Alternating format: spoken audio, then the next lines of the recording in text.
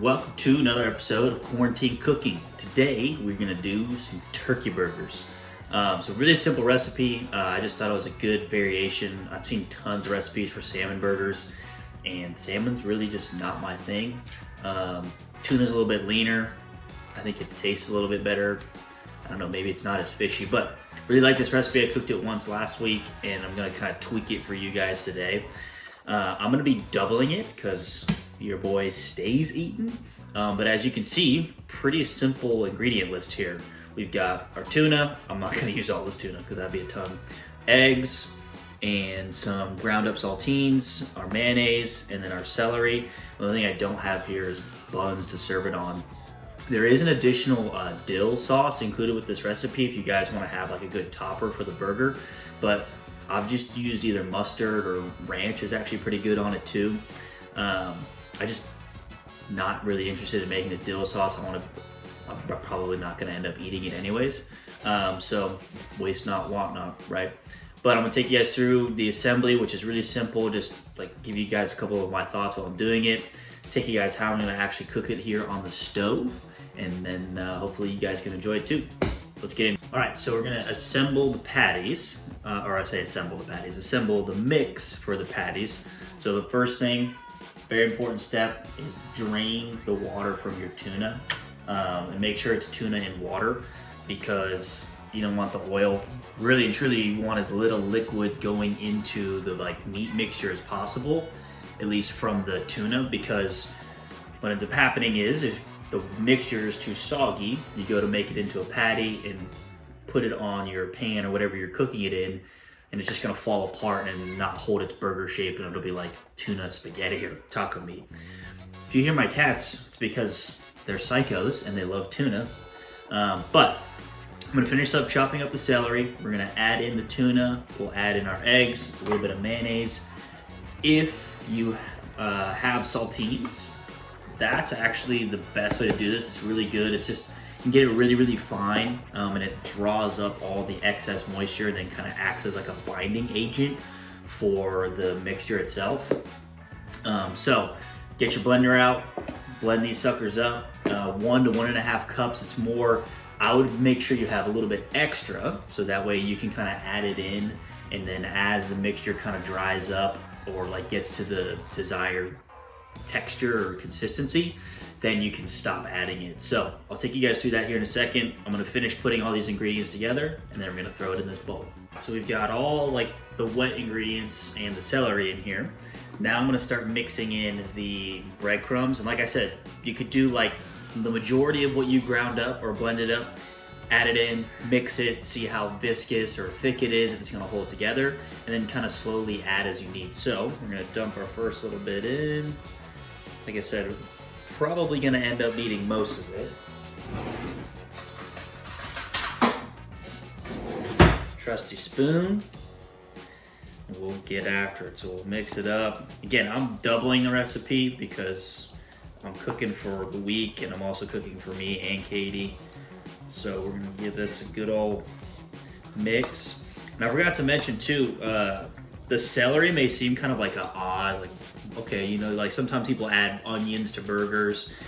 The celery is really good because if you didn't add the celery, this would essentially just be like mush together. Tuna doesn't have that like natural springiness that beef or even like turkey does in a burger. So what would end up happening is you'd essentially just have like a grilled mush paste. So the celery is nice. It adds a little bit of that crunch or just a different consistency to it, so it more mimics beef or like a traditional burger there. So don't skimp out on the celery just because it seems like a weird addition. Definitely chop it up. Doesn't need to be super fine. I would say just enough, like, I don't know, probably like the thickness of like your pinky or ring nail, and then small enough to where it's not gonna like distort the shapes of the burger. So as you saw there, I added a little bit more. It was a little too runny. Yeah, this is a little bit better here. Right, I can tell just by like the difficulty I'm having to actually like push through the meat. You just don't want like if you looked at the bottom of your bowl, you don't want to see any like remaining, not a whole lot of remaining liquid. I really don't think you can overdo it necessarily on the saltines or like your breadcrumbs, whatever you end up using, but you definitely can underdo it. So I would say err on the side of a little bit too much, and then it'll hold together a lot better. It's not like you're gonna dry it out because you added too much of this. This is also a little bit of seasoning too. Obviously saltines are salty. What I'm gonna use is really simple. It's just that Slap Your Mama seasoning. I'll add it in there, mix it up again now that I kind of have the consistency where I want it. And I'm gonna take you guys over to the stovetop. We're gonna whip these things up. Forgot kind of an important step here in the process. So we're gonna actually make the patties here before we throw them on the stovetop. What I like to do, because I'm lazy and makes cleanup easier, especially if I'm working with like a big old quantity, is ditch the cutting board and just lay out some aluminum foil just so I'm not throwing it directly on my countertop. And then I also, just to make sure I've got some continuity in the sizes of my burgers, is I'm gonna use a measuring cup, scoop, plap, and just get it all measured out first, and then go back and actually form the patties. That way you're not just like grabbing and you've got all kinds of different sizes, especially if you're someone who's trying to track their macronutrients. You want to make sure you have at least somewhat of a consistent size and shape so you have the same amount of calories in each burger. So yeah, I'm gonna run you through that really quickly. So again, it's literally just scoop and plop. Beefy boys, these will be beefy. And scoop and plop.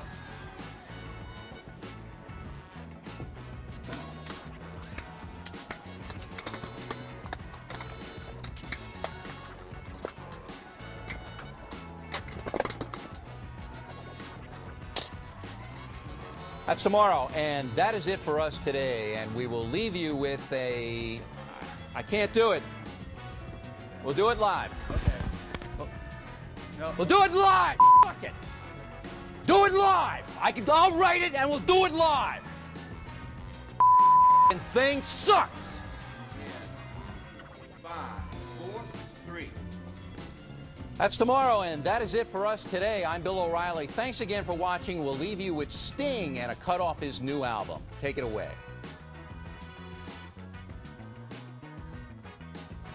Okay, cool. So we've got our relatively evenly sized patties here. To do these, really simple. Big them up. I'm gonna make sure, again, this is also a good test to see like, okay, did I get the consistency right? Did I add enough breadcrumbs? You should be able to kind of pick it up and make it into a good patty shape without it just like completely falling apart. So I'm gonna make it relatively thin because these aren't gonna shrink up too much. And we are just gonna work our way through, just gently kind of patting them together, making sure they're gonna hold shape. Again, you should feel like when you pick them up, it's not gonna just fall apart. Moving our way through here. And yeah, we'll get them all put together.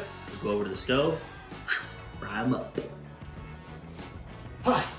So, I like to use cast iron whenever I'm gonna sear something like this.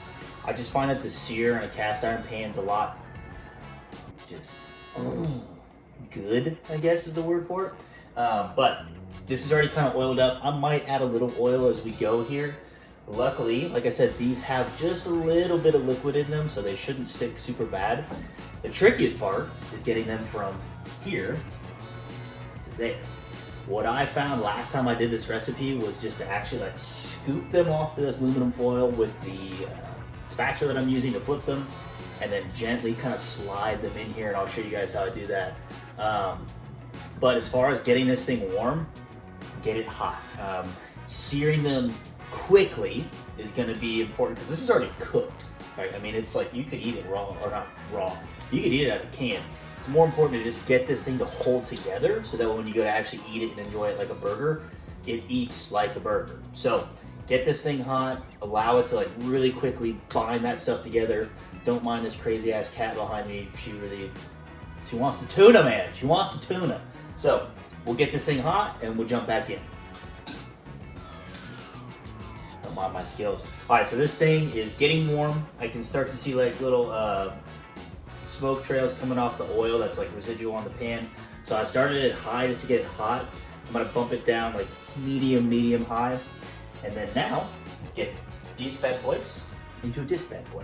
So we'll scoop and be quick with it. And then again, you just kind of like gently let her slide off. You can use the hand if you need. Not too bad, not too bad. But you can hear that sizzle the second it hit. That's indicative that we let that pan get hot.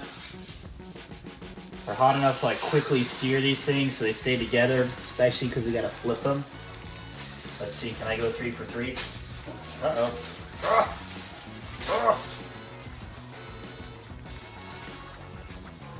Oh, okay, could be worse. Leave you with a, I can't do it.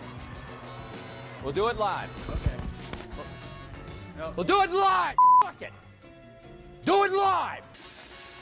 Okay, cool. So yeah, we'll let these sit on here for 3-4-ish minutes. Really, you want to just like see the outsides of these get kind of grayish, not gray, but like darker pink. And then if you lifted it up, you should see like a nice browning effect on the other side. So we'll let these roll. Hopefully I'll flip these on camera and they won't look like a complete donkey show. And then we'll plate it up and eat it. All right, so it's been about 3 or 4 minutes here. You can maybe see in this that these look a little bit different color, like they kind of darkened up, or they're just discolored from what they were originally. So now, if we want to test it, we will pick one. Oh yeah, I can already tell. So we'll flip this bad boy. See how it's got more, like way more firmness to it. Boy, that looks delicious. So we'll flip them all. And like I said, the pan being super hot is crucial. And too aggressive on the flip. Too aggressive. I got too confident. That's alright. Stayed together for the most part. But that nice browning on this side is going to be important so that when you go to flip them and plate them on a burger or bun, they actually stay together and edible. You can see this one, maybe, yeah, kind of split a little bit. As long as it's just not in like 50 pieces, you can piece it together. You can kind of fix your mistake is if you get the other side pushed together, they'll brown together again and hold up in one piece. But yeah, that's the basic cooking process here. I'm not going to show you all 70,000 burgers I'm going to make here. I'll finish it up. I'll put it on a bun. I'll eat one slowly, essentially, so you guys can watch. That'll be it. We're back. All right, we got our mountain of burgers here. Tupperware, because meal prep gang. Plate these suckers up. Oh yeah. So see, I put. Uh-oh, this one's still hot. Don't fall apart on me. Don't you go dying on me. Hot. Cool. I'll put a little cheese on there because dairy is delicious. I cut up some tomato for the healths. We'll do a little moose turd. If I had a cameraman, this is where, or woman, this is where they would zoom in and get the money shot here. Bada bing, bada boom. Delicious tuna burgers. Try it out, guys. Let me know if you guys end up making the recipe. Post a couple pictures, tag us in it, and let us know how it went. Thanks, and we'll see you all next week for the next episode of Quarantine Cooking.